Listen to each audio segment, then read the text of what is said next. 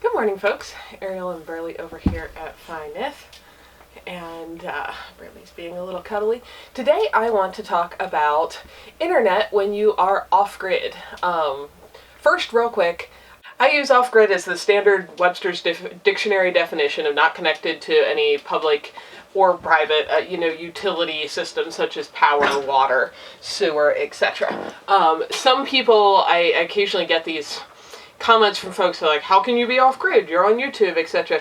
That is mostly done through a wireless signal, as we're about to talk about, and so that's not generally considered part of a grid, though I did look up, it looks like Urban Dictionary now, some younger folks are using it to mean disconnected, like from their cell phones and internet. It said that was mostly done by people who are fans of something called Tron. I don't even know if that's like a movie or a video game or what that is. I'm not really into pop culture, but anyway, I'm aware that it's becoming sometimes used as to mean disconnecting from the virtual world and the world of the internet, but that has not been the standard meaning for many years, and I'm just using it as the standard. My house is not connected to any physical utilities, and I don't care. People get in these arguments about who's off-gridder than someone else. I don't care. Figure out what works well and makes sense for your life and the things you care about and the things you want to do, and that's that. But anyway, I am not connected to public utilities here, so how do I get internet? How are you guys watching these videos? I'm enjoying, in case you're wondering, some of my ginger tea. Go look up, just Google Nyth ginger brew or whatever, and you can find the recipe for this. It's awesome if you're feeling at all icky. I just love the flavor, but if your immune system needs any kind of boost, this stuff is delicious. Anyway, I'm enjoying the cozy fire. It's snow flurrying off and on out there and a little below freezing at the moment. So what have I done for internet here over the years? I've been here for nearly 6 years now, and I've done several things as the options have changed over time. I'd written a blog post about this a while ago, but everything I'm doing has actually changed since then, and I haven't updated, so I thought it'd be time to. My options here are wireless based because of the no physical connections. I can't run an internet connection through a cable line, a phone line, because I don't have any of those things, and I'm a fairly great distance from any of those things being possible connections. So, of the wireless options, when I first started out living here, I had a wireless internet plan through a small local internet and phone provider, and they had just like a little, looked like a router. The service went straight through them. It was wireless based, just like your cell phone, and that worked really well for a while. The only reason I quit using that is because they discontinued it. They said it wasn't cost effective, maybe they'd come up with something in the future, that kind of thing. They still provide hardline internet for people who are connected to hard lines, but they discontinued their wireless service. So I had to look for something new. I tried a cell phone company with an unlimited plan that was supposed to be unlimited data. That ended up being a very bad experience. They had a 14-day trial, it's going to be awesome, make sure it works in your area, that kind of thing. Can send it back for a full refund anytime in 14 days if you're not happy. For the first 14 days, I was totally happy. On the 15th day, right after that expired, they throttled the data down from like being able to upload a video or even open an email to the kind of thing where if you wanted to look at an email, you'd have to click on something and come back 10 minutes later. Now, like everything, their data plan did say if you were abusing, their terms of service, which said all kinds of things like you can't be running a business on this, and you can't be uploading porn videos on this, and I was doing nothing of the kind. I was just watching, videos, looking at videos, checking my email, that kind of thing. Anyway, it seems like a shady business practice. As soon as the trial, the full refund return period was over, they throttled it down. It made it really unusable. I did file a complaint with them for bad business practices, so that was an option that only lasted me for 2 weeks. So I don't even think they're in business anymore. So I don't think you have to worry about that one, but be aware that's something that could happen with other similar companies.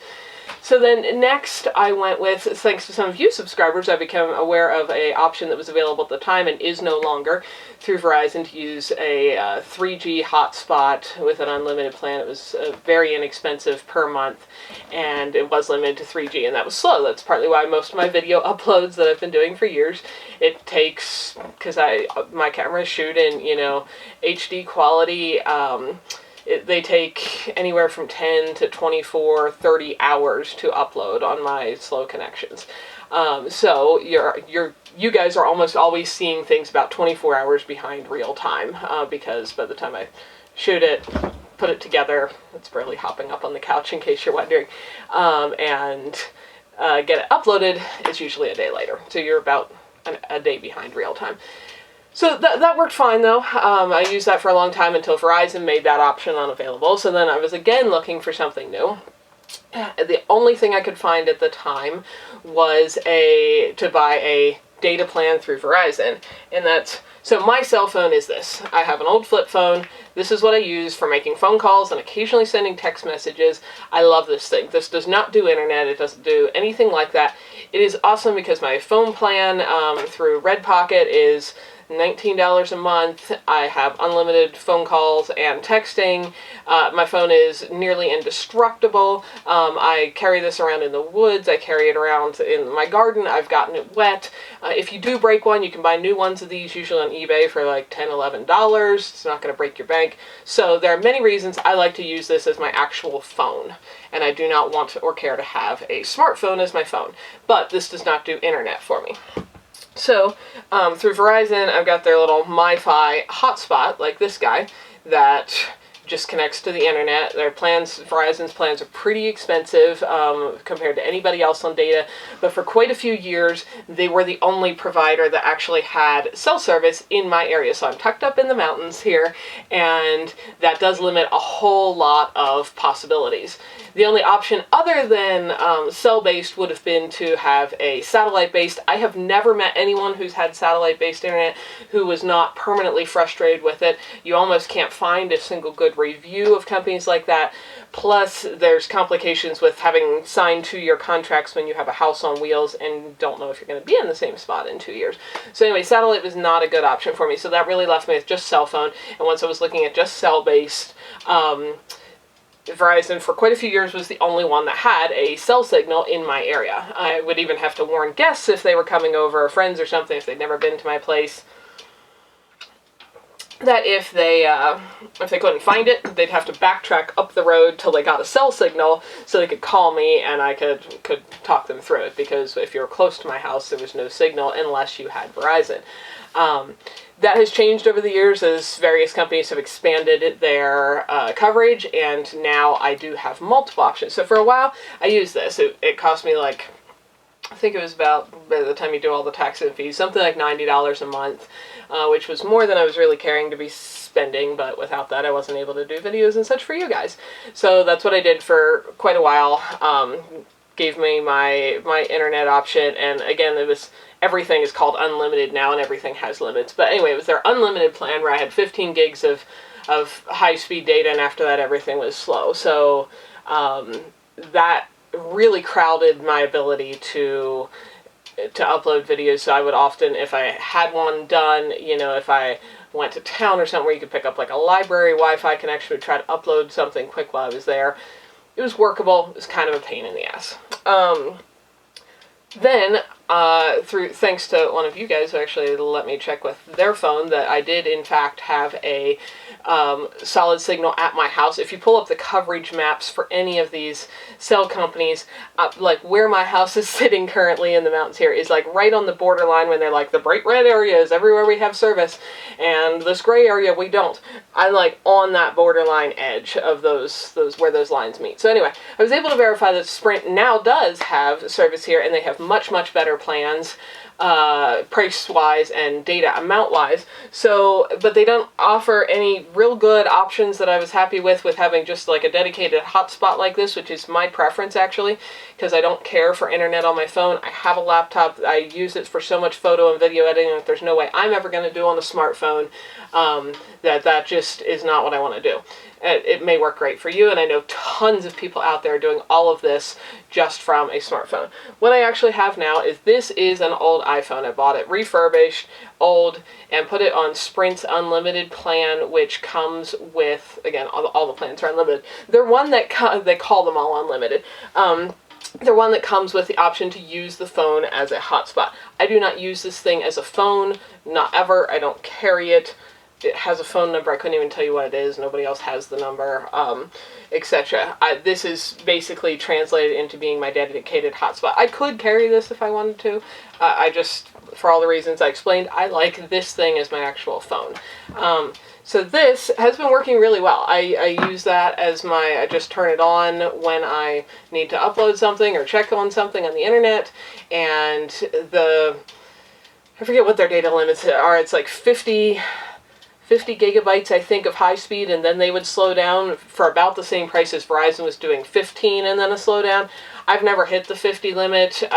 With video uploading, I've gotten close some months, so I don't know how slow their slowdown speeds are because I've never actually hit them, but that has worked pretty well and given me far more high-speed options than I had with Verizon for pretty much the exact same price. So I've been happy with that, and that is what I am currently using right at this moment. Through my experience with this, these options change over the years, so in another year or two I might be doing something different, but that is what I am doing right at the moment. Hopefully that gives you some thoughts and ideas on options if you are in some kind of off-grid location, or if you're mobile and on the road, either with a tiny house or an RV or a van or whatever. If you have any of the reasons that make hardline connections to such things complicated, maybe that gives you some ideas, and what works in your area is not necessarily going to be the same thing.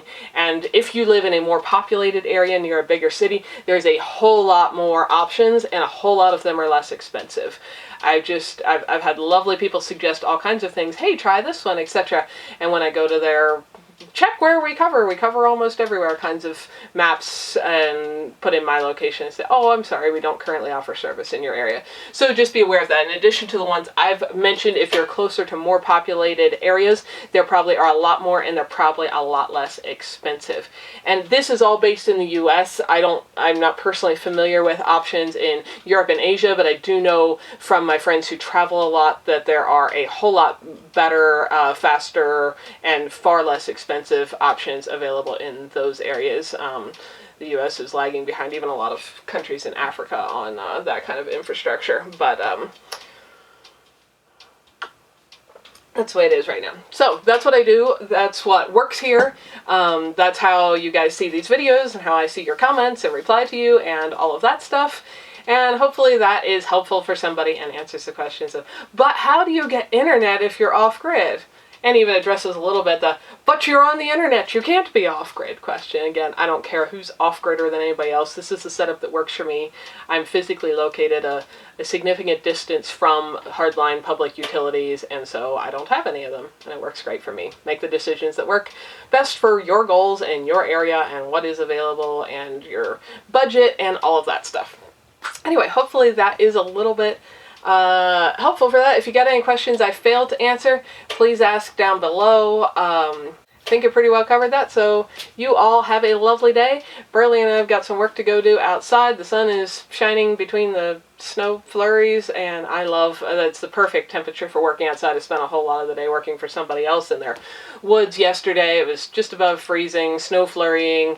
Put on a couple layers of wool and you can work, and it's absolutely wonderful. I was just thinking yesterday, I don't know how you guys in hot areas do this kind of thing, because it's perfect when it's cold like that. You're not getting wet because it's not rainy. You're not hot. If you get a little warm, you can shed a layer. There's no possibility really of overheating, and that's just, somewhere in the 30s or low 40s is excellent outdoor working temps for me. So we're off to do some more projects like that. You all have a lovely day. Hi folks, Ariel over here. Thanks for spending some of your valuable time watching these videos. Hopefully you found something beautiful, educational, interesting, peaceful, relaxing, or useful while you were here. If so, find more videos here, subscribe so you don't miss any updates, and if you like what you found here, feel free to like and share away so that others can benefit as well. You all have a wonderful day.